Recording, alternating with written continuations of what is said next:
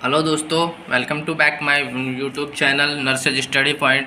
तो आज हम पढ़ेंगे एंटीबायोटिक्स एंटीबैक्टीरियल पेनिसिलिन, जो कि एग्ज़ाम की दृष्टि से मोस्ट इम्पोर्टेंट टॉपिक है। ये लगभग अल्टरनेटिव हर साल क्वेश्चन आते हैं एग्ज़ाम में। तो देखते हैं फर्स्ट एंटीबायोटिक पेनिसिलिन। ठीक है, तो देखो पेनिसिलिन है। पेनिसिलिन सबसे पहले खोजी गई, सबसे पहले डिस्कवर्ड की गई एंटीबायोटिक्स है। ठीक है, और ये किससे प्राप्त होती है? पेनिसिलियम नोटेटम नामक उससे फंगस से प्राप्त की जाती है। ठीक है, अब जो पेनिसिलिन है इसका अपन क्या पढ़ेंगे, उसके बाद क्लासिफिकेशन पढ़ेंगे। क्लासिफिकेशन ये कितने टाइप का होता है? मोस्टली ये 4 टाइप की होती है, तो वो देखेंगे हम आगे। तो स्टार्ट करते हैं।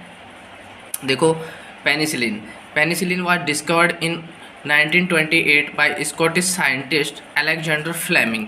ठीक है, तो पेनिसिलिन है वो सबसे पहले किसने? 1928 में क्या की गई थी? खोज की गई थी स्कॉटिश साइंटिस्ट के द्वारा, जो कौन था? अलेक्जेंडर फ्लेमिंग था। ठीक है, अब देखो, penicillin is the first antibiotic which effective against bacteria.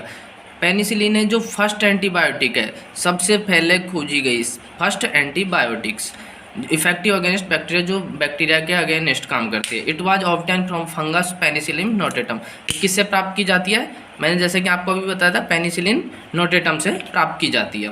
तो अब इसका देखते हैं क्लासिफिकेशन क्या है, कितने टाइप का होता है।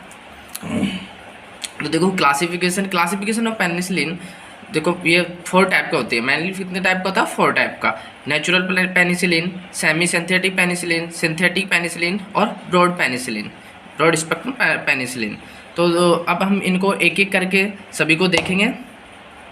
फर्स्ट वन, नेचुरल पेनिसिलिन क्या होता है? Natural penicillin are obtain from penicillin notatum and penicillin chrysogenum. जो अपना नेचुरल पेनिसिलिन है वो किससे प्राप्त किया जाता है? पेनिसिलियम नोटेटम नामक फंगस से या फिर पेनिसिलिन क्राइसोजीनम से प्राप्त किया जाता है। ठीक है, penicillin notatum and penicillin chrysogenum से। The most common natural penicillin is crystalline penicillin और पेनिसिलिन जी आर यूज्ड। मतलब जो ये नेचुरल के वो है, नेचुरल के द्वारा प्राप्त किए जाते हैं, नेचुरल पेनिसिलिन से प्राप्त किए जाते हैं। मोस्ट कॉमन कौन कौन से प्राप्त किए जाते हैं? क्रिस्टलिन पेनिसिलिन और penicillin 2 penicillin G.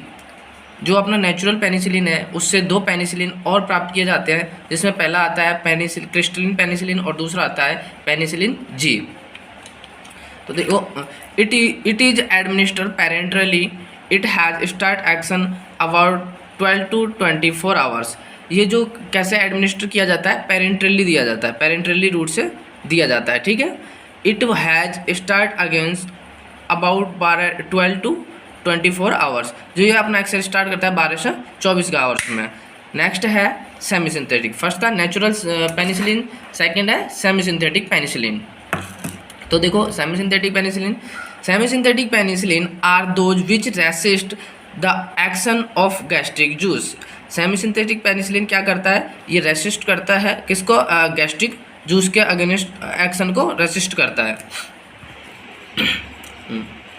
They are not neutralize by HCl और पैप्सिन।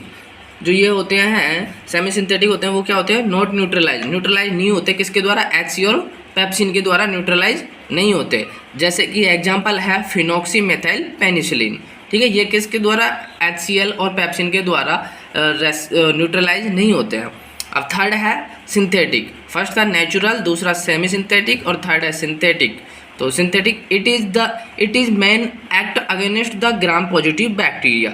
जो सिंथेटिक है वो सब मेन ये किसके विरुद्ध काम करता है? अगेंस्ट काम करता है, ग्राम पॉजिटिव बैक्टीरिया के अगेंस्ट काम करता है। और ये न्यूट्रलाइज करता है। देखो क्या होता है इसमें, synthetic penicillin to make more effective antibiotic and against the gram positive bacteria. जो सिंथेटिक पेनिसिलिन है ये मोर इफेक्टिव होता है, मोर इफेक्टिव एंटीबायोटिक होता है against the gram positive bacteria. 2 प्रकार के बैक्टीरिया होते हैं, ग्राम पॉजिटिव बैक्टीरिया होते हैं और एक ग्राम नेगेटिव बैक्टीरिया होते हैं। तो ये जो सिंथेटिक है वो ग्राम पॉजिटिव के प्रति मोर इफेक्टिव एंटीबायोटिक होता है। ठीक है, certain bacteria release penicillinase enzyme which neutralize the action of natural and semi synthetic penicillin and provide resistant. जो सर्टेन बैक्टीरिया, कुछ बैक्टीरिया होते हैं ये जो रिलीज करते हैं, क्या रिलीज करते हैं? Penicillinase enzyme. कौन सा enzyme?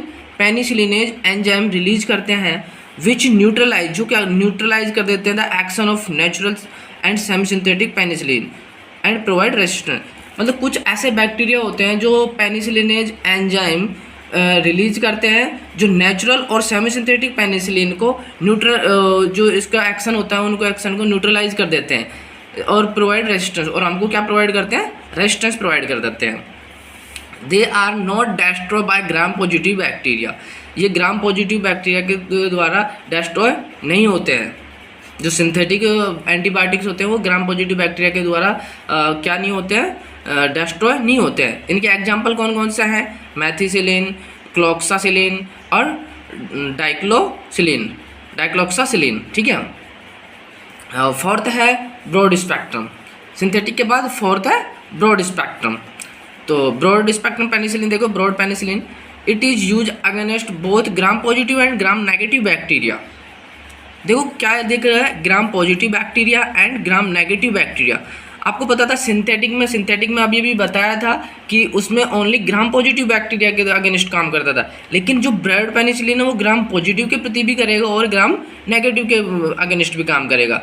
So they superior from semi synthetic penicillin, इसलिए ये सुपीरियर हुए, उससे अधिक इफेक्टिव होंगे। सेमी सिंथेटिक पेनिसिलिन है उससे अधिक इफेक्टिव होंगे क्योंकि ये दोनों पे काम कर रहा है, ग्राम पॉजिटिव पे भी काम कर रहा है और ग्राम नेगेटिव पर भी काम कर रहा है, जबकि वो बाकी थे वो ग्राम पॉजिटिव पर कार्य कर रहे थे। इसके एग्जाम्पल देखो कौन कौन से हैं? Amino penicillin. अमीनो पेनिसिलिन में कौन सा है? Ampicillin, amoxicillin and bacampicillin. उसके बाद सेकंड वो क्लासिफिकेशन इसका कार्बोक्सी पेनिसिलिन। कार्बोक्सी पेनिसिलिन में कार्बेनिसिलिन और दूसरा है यूरिडो पेनिसिलिन। तो देखो यूरिडो पेनिसिलिन में कौन सा है? मेजेलोसिलिन और पिपेरासिलिन। तो ये हुआ इसका क्लासिफिकेशन, पेनिसिलिन क्या होता है और पेनिसिलिन के कितने टाइप होते हैं। अब हम देखते हैं इसका पेनिसिलिन का मैकेनिज्म एक्शन क्या होता है। मैकेनिज्म एक्शन ऑफ पेनिसिलिन, जो पेनिसिलिन है वो कैसे काम करती है अपनी बॉडी पर, तो इसका मैकेनिज्म एक्शन देखते हैं। They prevent further of multiplication of bacteria. जो पेनिसिलिन है जो बैक्टीरिया के मल्टीप्लिकेशन है उसकी ग्रोथ को क्या कर देता है? रोक देता है, तो उसके मल्टीप्लिकेशन को कम करता है, प्रिवेंट करता है। तो penicillin are bacteriocidal in nature, they prevent bacterial cell wall synthesis and kill them.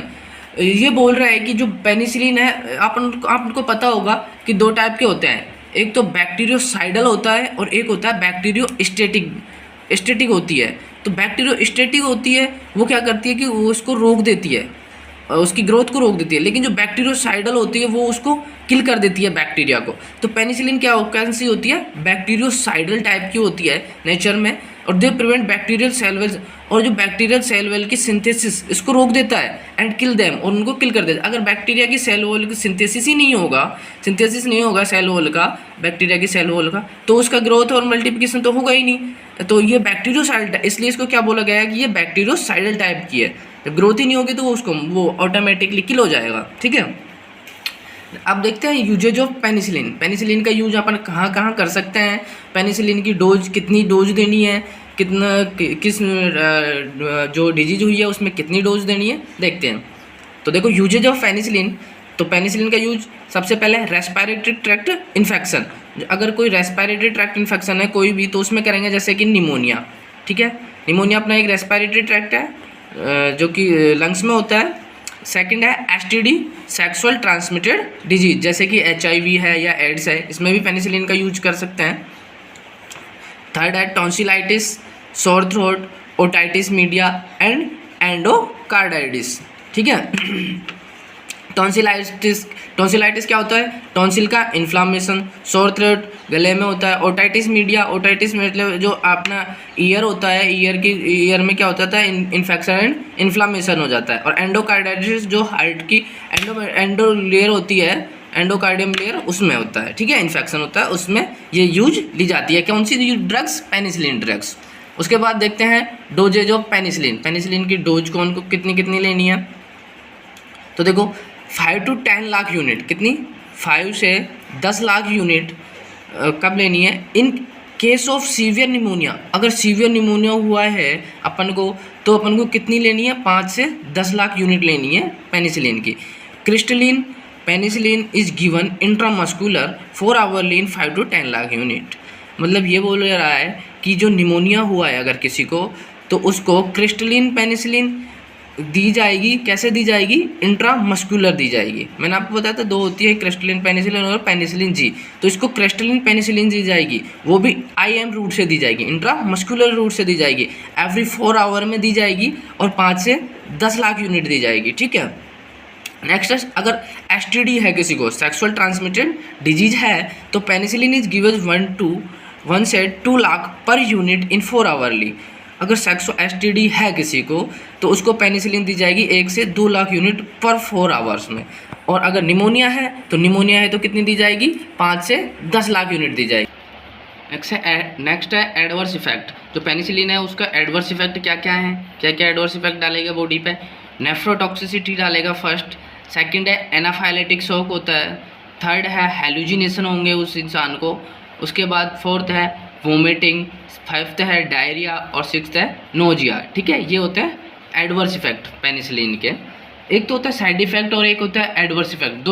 दो चीज़ होती हैं। तो साइड इफेक्ट होता है जो कि वांटेड जो साइन सिम्टम्स होते हैं वो होते हैं एडवर्स इफेक्ट, और जो अनवांटेड होते हैं वो कहलाते हैं अपना एडवर्स इफेक्ट।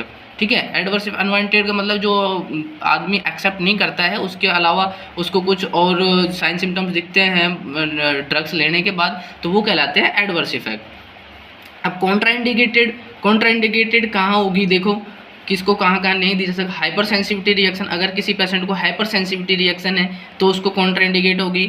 एलर्जी है तो भी कॉन्ट्राइंडिकेट होगी, अर्टिकेरिया है तो भी, और एनाफाइलेटिक शॉक है तो भी। ठीक है। नेक्स्ट है इसकी मोस्ट इंपॉर्टेंट, ये देखो nursing care of patient with penicillin. ये मोस्ट इंपॉर्टेंट क्वेश्चन है, ये आता है एग्जाम में कि नर्सिंग केयर क्या दी जाती है पेनिसिलिन में, तो इसको आप मोस्ट इंपॉर्टेंट लगा लो, मोस्ट इंपॉर्टेंट। तो देखो मोस्ट क्या है, nursing care assessment of the patient. सबसे पहले अपन को क्या करना है, असेसमेंट करना है पेशेंट का। ठीक है, असेसमेंट करने के बाद evaluate the hyper sensitivity reaction, उसकी हाइपर सेंसिटिविटी रिएक्शन को चेक करना है। उसके बाद take a blood sample for a route test include haemoglobin. फिर उसके बाद एक ब्लड सैंपल लेना है जिसमें कि कौन कौन से टेस्ट इंक्लूड होंगे, जैसे कि देखो फर्स्ट है हीमोग्लोबिन, उसके बाद TLC, DLC, ESR, BT, CT, PT।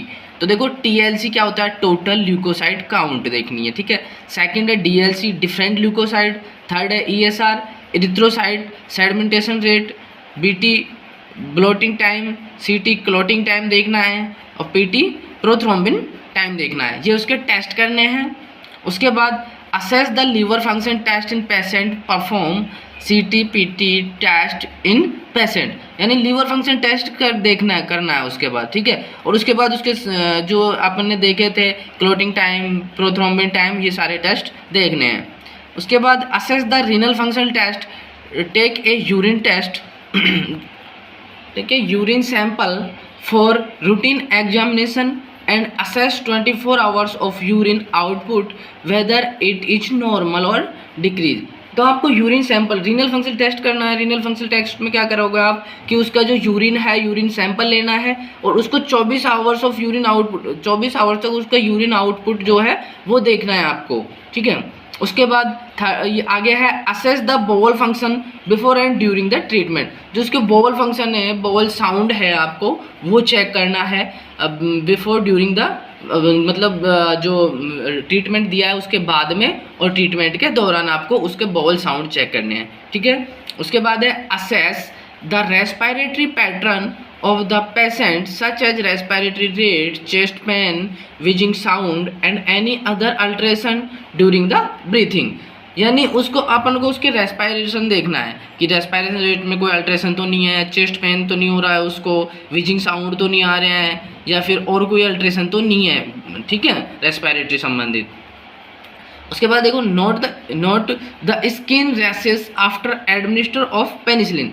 मतलब आपको देखना है कि पेनिसिलिन देने के बाद उसको जो क्या बोलते हैं कि रैशेस तो नहीं हो गए या फिर कोई एलर्जी तो नहीं है, ये आपको देखना है। ओके। नेक्स्ट है बेंजाइल पेनिसिलिन, जो पेनिसिलिन का ही एक पार्ट है बेंजाइल पेनिसिलिन, ठीक है। तो देखो बेंजाइल पेनिसिलिन क्या होता है, पेनिसिलिन जी इज, इसको बेंजाइल पेनिसिलिन को अपन क्या बोलते हैं, पेनिसिलिन जी। तो देखो penicillin G is also known as benzyl penicillin, इसको बेंजाइल पेनिसिलिन भी बोला जाता है, और it is natural penicillin obtain from penicillium notatum, ये भी नेचुरल पेनिसिलिन ही है क्योंकि उससे ही प्राप्त की जाती है। तो it is an antibiotic use to treat a number of bacterial infection, ये क्या है, एक एंटीबायोटिक है जो क्या करता है, ट्रीट करता है नंबर ऑफ बैक्टीरियल इन्फेक्शंस को, ठीक है। It is white crystalline powder from and soluble in water और normal saline but insoluble in oils, जो ये वाइट क्रिस्टलिन पाउडर होता है जो सोल्यूबल होता है वाटर में और नॉर्मल सलाइन में, लेकिन बट इनसोल्यूबल इन ऑयल्स, लेकिन क्या ऑयल्स में इनसोल्यूबल होता है, ठीक है।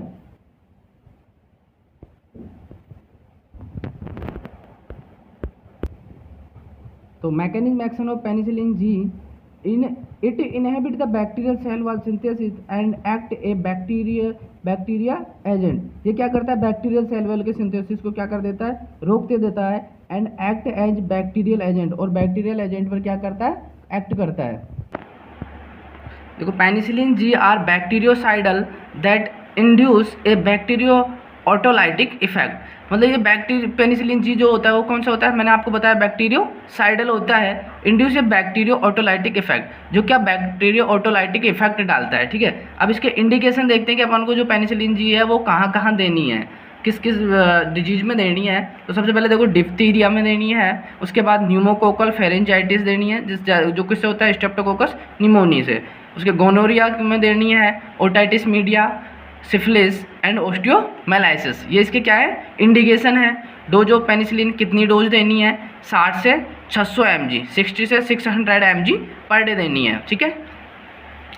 इन्हें डिवाइडेड डोज में भी दे सकते हो आप। उसके बाद इसका साइड इफेक्ट क्या क्या है, अपसेट स्टोमक अपसेट हो जाएगा आपका, डायरिया हो सकता है, mild skin rashes, penicillin G मैंने आपको देखा एलर्जी कंडीशन हो तो उसमें आपको माइल्ड 3 चीज़ होती है, माइल्ड, मॉडरेट और सीवियर। तो माइल्ड फॉर्म में आपको रैशेस हो सकते हैं, ओवर एक्टिव रिफ्लेक्स आ सकते हैं, नोजिया एंड वोमिटिंग हो सकती है, twisting of muscles spasm, muscles में जकड़न हो सकती है, ठीक है।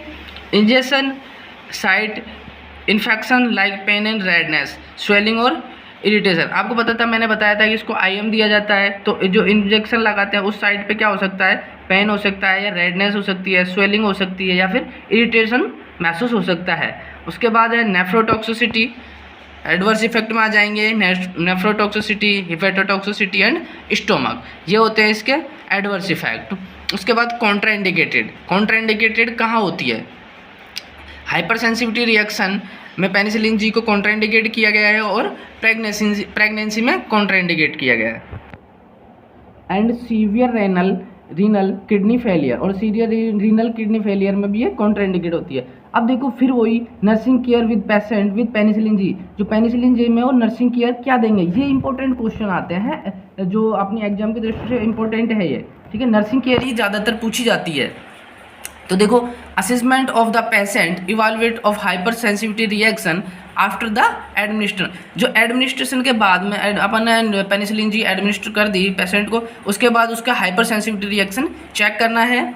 सेकंड है penicillin G, if any person और penicillin taking penicillin G should be carefully monitored for an allergic reaction for at least 30 minute after its administer, मतलब इसको एडमिनिस्टर करने के 30 मिनट बाद तक अपन को अच्छे से उसको केयरफुली मॉनिटर करना है, पेशेंट को आपको उसको अच्छे से मॉनिटर करना है कि वो कोई एलर्जी कंडीशन नहीं है या हाइपर सेंसिटिविटी रिएक्शन तो नहीं हो रहा है, ठीक है। उसके बाद आपको क्या करना है, the effectiveness of oral penicillin G is decrease when taken it with coffee, citrus fruit and tomato juice, इसकी जो इफेक्टिवनेस है पेनिसिलिन जी को अगर आप ओरली दे रहे हो, पेनिसिलिन जी को अगर आप ओरली दे रहे हो तो उसकी इफेक्टिवनेस क्या हो जाती है, डिक्रीज हो जाती है, कम हो जाती है। क्यों कम, अगर इसको आप किसके साथ ले रहे हो, कॉफ़ी के साथ ले रहे हो या सिट्रस फ्रूट जिसमें सिट्रस फ्रूट बोले तो जिसमें विटामिन सी की मात्रा अत्यधिक होती है, या फिर टमाटो जूस के साथ अगर आपने इसको ले लिया तो इसकी जो क्या बोलते हैं इफेक्टिवनेस है वो कम हो जाएगी। उसके बाद assess the liver and renal function test, renal function test check करना है आपको उसका, उसके बाद assess the bowel pattern before and after treatment, bowel function check करने हैं, बॉल साउंड चेक करने हैं आफ्टर और बिफोर। और असेस द बॉल पैटर्न हो गया। असेस द रेस्पिरेटरी फंक्शन, उसके रेस्पिरेटरी फंक्शन भी चेक करने हैं आपको कि रेस्पिरेटरी रेट कैसी है, चेस्ट पेन कितना हो रहा है या नहीं है, विजिंग साउंड आ रहे हैं या नहीं आ रहे हैं। तो ये सब अगर ये अल्ट्रेशन है कि रेस्पिरेटरी में अल्ट्रेशन है या फिर चेस्ट पेन में अल्ट्रेशन है, विजिंग साउंड में विजिंग साउंड आ रहा है, और अगर कोई और any other correct alteration in breathing पर या फिर और कोई अदर अल्ट्रेशन आ रहा है ब्रीथिंग में, तो वो आपको जो आपके फिजिशियन है उसको बताना है तुरंत ही। Okay, thank you so much. Video अच्छी लगे तो सब्सक्राइब करना, लाइक करना, कमेंट करना। Thank you so much.